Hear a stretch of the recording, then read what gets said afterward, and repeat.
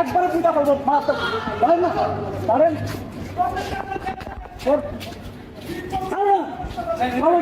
একটা বিশ্ববিদ্যালয়ের কেন্দ্রীয় ছাত্র সংসদের অফিসে গিয়ে কোনো শিক্ষার্থী বা কোনো ছাত্রলীগ হামলা করতে পারে কিনা, এটা নিরাপত্তা আমি ডিজার্ভ করি কিনা?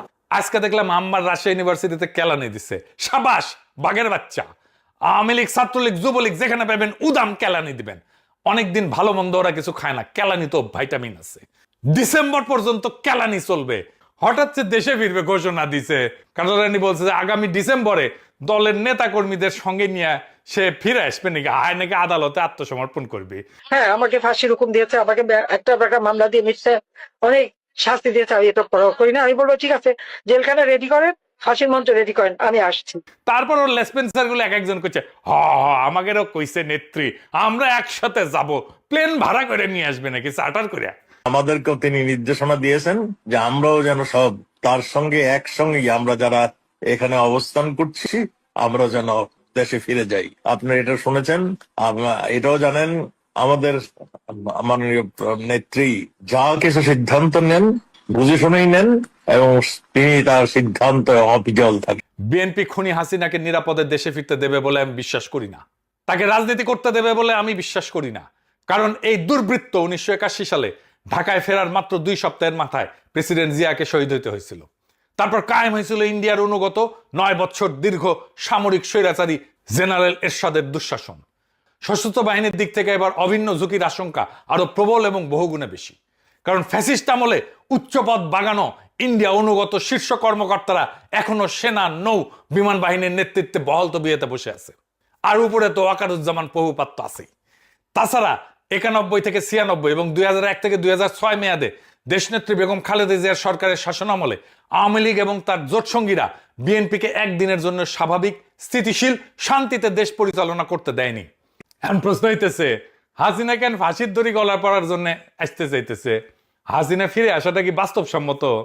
আসলেই কি সে ফিরবে বা চাইলেই কি ফিরতে পারবে? এই বিষয়টা বুঝার আগে ইন্ডিয়া হাসিনারে নিয়ে কি সমস্যায় পড়ছে সেটা একটু বুঝে দেখি। আসেন,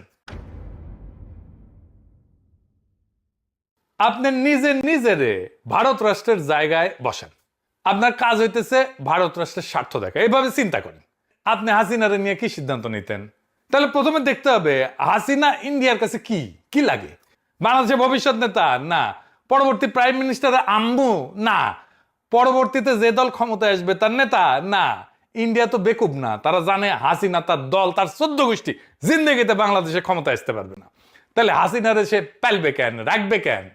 হাসিনা আশ্রয় নেওয়ার 1 মাসের মধ্যে আলাপ উঠেছিল হাসিনা ইন্ডিয়ার জন্য একটা কূটনৈতিক মাথা ব্যথা হয়ে উঠেছে, দেখেছেন? আবার হাসিনারে যদি না রাখা হয় তাহলে আবার আরেক সমস্যা। ওইখানেই লিখিছে, ইংরেজি যেহেতু লিখিছে তাহলে ঠিকই লিখিছে, তাই না? এটা বাংলা করলে এরকম হয় যে হাসিনারে যদি না রাখে তাইলে দিল্লি ঘনিষ্ঠ আঞ্চলিক নেতাদের কাছে বার্তা যাবে যে ভারত শেষ পর্যন্ত আপনাকে রক্ষা করবে না।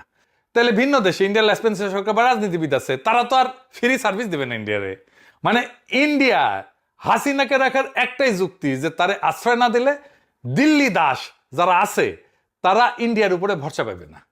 আবার উল্টা দিকে হাসিনারে রাখলে বাংলাদেশের সাথে তার সম্পর্ক নষ্ট হইতে থাকবে, বাংলাদেশে ইন্ডিয়া বিরোধী হাওয়া আরো বেশি উঠবে। ইন্ডিয়ার বাস্তব স্বার্থ আছে বাংলাদেশে, তার ব্যবসা আছে, ট্রানজিট আছে, ইন্ডিয়ানরা চাকরি করে বাংলাদেশে, বাংলাদেশিরা যায় ইন্ডিয়াতে, শপিং করে, টাকা খরচ করে, চিকিৎসা করে। হাসিনারে দরকার ছিল এইসবের জন্য, হাসিনা চলে গেলেও এইসব তো লাগবেই তার। এই স্বার্থগুলো তো রক্ষিত হবে না। ইন্ডিয়া পড়ছে উভয় সংকটে, মান কিসি পায়। হাসিনাকে রাখাও বিপদ, আবার আওয়ামী লীগকে পুনরায় সক্রিয় করাও সম্ভব না। ইন্ডিয়া মূলত এই দুইটা সমস্যার সমাধানের চেষ্টা করতেছে, কিন্তু তার হাতে কার্যত ভালো কোনো অপশনও নাই। এই কারণে নানা ধরনের চাপ হাসিনারে দিতেছে। আসলে তাকে চাপ দেওয়ারই কথা। এই চাপের মধ্যে হয়তো অসহায় হইয়া, বেপরোয়া হইয়া শেখ হাসিনা এই সমস্ত আউল ফাউল কথাবার্তা কইতেছে। এই ধরনের কথাবার্তা বলার মধ্যে দিয়ে অবশ্য ইন্ডিয়াও পরীক্ষা করার চেষ্টা করছে যে কতটুকু সে পারে আরেকবার দেখে নেওয়ার জন্য। আমি মনে করি না ইন্ডিয়া যদি সত্যিকার অর্থে সুস্থিরভাবে কৌশলগত দিক বিবেচনা করে একটা পরিকল্পনা সাজায়, তাতে শেখ হাসিনাকে রেখা কিছু করা এবং শেখ হাসিনাকে দিল্লিতে রেখা এইভাবে কথাবার্তা বলতে দিয়াও খুব বড় কিছু অর্জন করা সম্ভব বলে আমি মনে করি না। ইন্ডিয়া শেখ হাসিনাকে অনিবার্য বলে মনে করে না। আসলেই তাই, শেখ হাসিনা ইন্ডিয়ার জন্য অনিবার্য না, অপরিহার্য না। তাই ইন্ডিয়ার হাতে আসলে একটাই বিকল্প আছে, যে আওয়ামী লীগ নামের এই ঘোড়ায় চেপে বাংলাদেশে আবার ফিরে আসার চেষ্টা করতে পারে। কাদের উপরে? যারা হবে তাদের বশংবদ দাস, যারা থাকবে তাদের কাছে চিরকৃতজ্ঞ। শেখ হাসিনা তো মাঝে মধ্যে ট্যাফও করতো, ফোঁস করতো ইন্ডিয়া রুক্ষার সাথেও। এদের কারো কেন, এদের ছেলে মেয়ের কারো পক্ষেও ট্যাফও করা, ফোঁস করা সম্ভব হবে না ইন্ডিয়ার সাথে। এরা হবে চিরজীবনের জন্য কেনা গোলাম। শেখ হাসিনার চিন্তা এখন ইন্ডিয়া তারে তালাক দিয়ে দেয় নাকি। কিছুদিন টাকা পয়সা দিয়ে প্রচুর হয়েছে করলো, এক বাটপার মজুমদার আছে না, হ্যাঁ, ও সারা দুনিয়া ঘুরলো, টাকা পয়সা মনে হয় ভালোই পেয়েছিল, সব ঠান্ডা হয়ে গেছে। এতে এখন ইন্ডিয়া কয় কই তোমার লোকজন কই, কার তো কাউরে মাঠে নামাইতে পারো না। তাই শেখ হাসিনার বাংলাদেশে ফিরে আসার এই চেষ্টাটা ভারতের দিক থেকে তার উপরে ক্রমাগত চাপের একটা বহিঃপ্রকাশ করতে পারে। অন্যদিকে ইন্ডিয়ার পক্ষ থেকে এটা পরখ করা যে এই মনস্তাত্ত্বিক চাপ সৃষ্টি করে বাংলাদেশ সরকার বিশেষত বিএনপির হাত মোচড়ানো যায় কিনা। আবার শেখ হাসিনার ডাকে সারা দিয়া মরিয়া হইয়া আওয়ামী সন্ত্রাসীরা কতটুকু অরাজকতা করতে পারে, বিশৃঙ্খলা তৈরি করতে পারে, এটাও একটা পরীক্ষা হয়ে যায়। এই সমস্তের বাইরে এই আওয়াজের কোনো মূল্য নাই আপাতত। যে সমস্ত বাকশালী সন্ত্রাসী এখনো দেশের আনাচে কানাচে বিক্ষিপ্ত এবং বিচ্ছিন্নভাবে জাতীয় সম্পদ লুণ্ঠনকারী হাসিনার জ্ঞাতি গোষ্ঠীর সমর্থনে মিছিল বের করে, স্লোগান দেয়, তার মাত্রা কমে যাবে। আর দেখবেন সামনে কমে যাবে, এটা আর হবে না। শুধু রাজনৈতিক তৎপরতা না, এদের সামাজিক সাংস্কৃতিক সহ সকল ধরনের কর্মকাণ্ডই বিএনপি, জামাত এবং এনসিপির মতো দলগুলোর সম্মিলিত প্রতিরোধের মুখে পড়বে। ফ্যাসিবাদ বিরোধী জাতীয় ঐক্য 24 সালের জুলাই আগস্ট মাসের মতো দেশব্যাপী পুনরায় আবারও দৃশ্যমান হবে। ফলে আওয়ামী লীগ এবং ইন্ডিয়ার প্রতি দুর্বল সকল রাজনৈতিক, সাংস্কৃতিক, সামাজিক শক্তিসমূহ ব্যাপক জনরোষের কবলে পড়বে। আগামী ডিসেম্বরে বাংলাদেশময় জুলাই বিপ্লবের পুনর্জাগরণ সৃষ্টি হবে, এটা দেখে নিয়েন, লিখে রাখতে পারেন। তবে এটাকে সংগঠিত করার যে কাজটা দেশের প্রধান 3টে দলের শীর্ষ নেতাদের ঐক্যবদ্ধভাবে এখনই শুরু করতে হবে। দেশে ফিরে আসার যে আস্ফালন খুনি হাসিনা করছে তা বাংলাদেশের গণতন্ত্রের নব অভিযাত্রার পথে সবচেয়ে বড় হুমকি। ঘাতক খুনি লুটারেরা ফিরে আসা মানে ফ্যাসিস্ট দুঃশাসনের পুনঃপ্রবর্তন ঘটা। আমাদেরকে খুবই জোরের সাথে বলতে হবে যে শেখ হাসিনা ফিরে আসতে চাইছে, ভালো কথা, শেখ হাসিনা ফিরে আসুক, আমরা অবিলম্বে শেখ হাসিনার ফাঁসির রায় কার্যকর করব। ওর আপিলের কোনো সুযোগ নাই। শেখ হাসিনা ফিরে আসা মাত্রই তার বিরুদ্ধে রায় কার্যকর করার যে রাজনৈতিক দৃঢ়তা, এ বিষয়ে জুলাই শক্তির মধ্যে সার্বজনীন রাজনৈতিক ঐক্য এবং সংলাপ হওয়া জরুরি।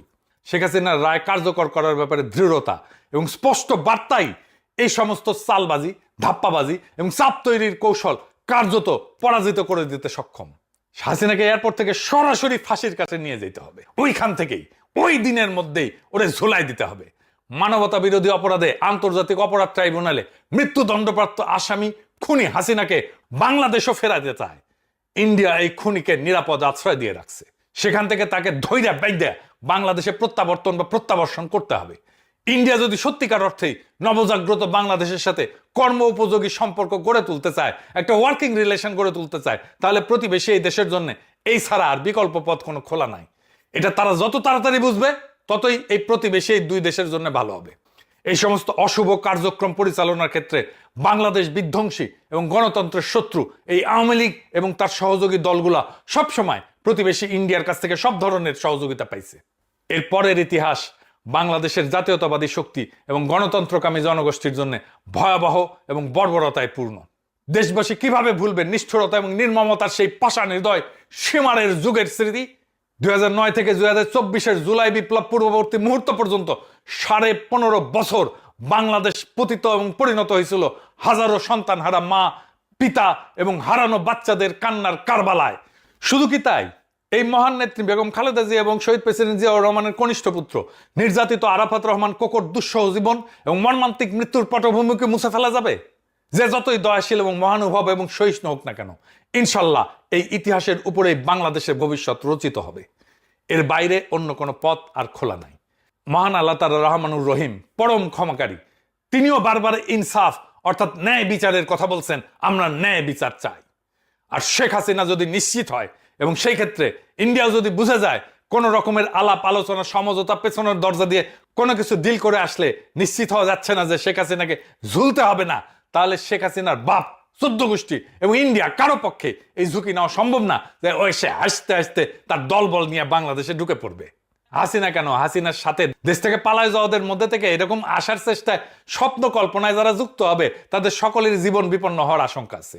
উপরন্ত আওয়ামী লীগ এবং তাদের দুঃশাসনের সময়কালে যারা জোট সঙ্গী ছিল, দেশের ভেতরে থাকা এরকম কেউই আর নির্বিঘ্নে জীবনযাপন করতে পারবে না। দেশে গৃহযুদ্ধ শুরু হয়ে যাবে। হাসিনার দলের লোকেরা যত বেশি ট্যাফও করবে, সবগুলোর সানডে মানডে ক্লোজ হয়ে যাবে। ওদের ক্যালান্তে সোয়াব আছে।